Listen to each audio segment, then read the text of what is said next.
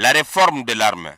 L'un des soucis majeurs et constants des plus hautes autorités s'est traduit en actes de manière progressive.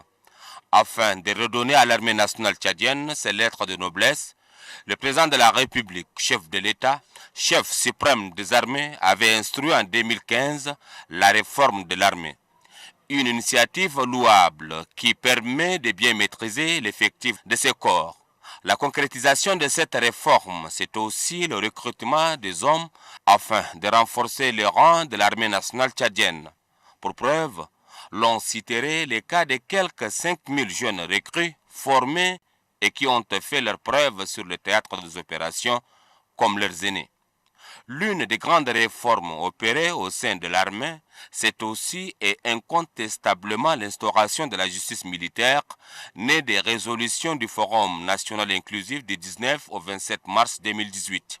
D'ailleurs, les Tchadiens dans leur ensemble, pour ne pas dire les représentants des différentes sensibilités à ces forums, se sont prononcés sur la question de la réforme de l'armée et plus précisément sur la justice militaire. Ainsi, dans les innovations de la nouvelle constitution de la République du Tchad, la justice militaire figure en bonne place.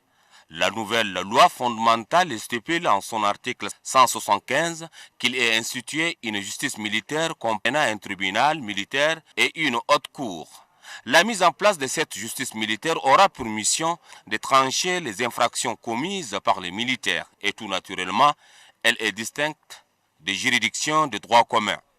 Si au plan national, la question des réorganisations de l'armée préoccupe les plus hautes autorités du pays, il en est autant pour la sécurité des voisins, la stabilité du continent africain et la lutte contre le terrorisme international. Dans les mandats en cours du chef de l'État Idriss Déby Itno, le Tchad et son armée sont en première ligne de front contre le phénomène terrorisme.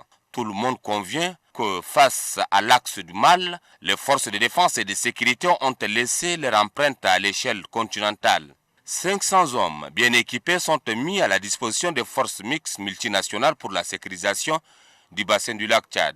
500 autres mobilisés au service du peuple du G5 Sahel et plus de 1500 qui ont intégré les forces onusiennes dans les grands nord maliens.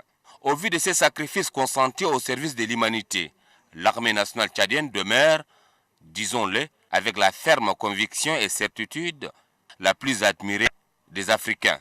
Ces mérites hautement militaires est à mettre à l'actif du président de la République, chef suprême des armées Idriss Déby Itno, qui a de tout temps conseillé ses frères d'armes au respect de la discipline militaire dans les casernes, tout comme dans les autres centres d'instruction militaire.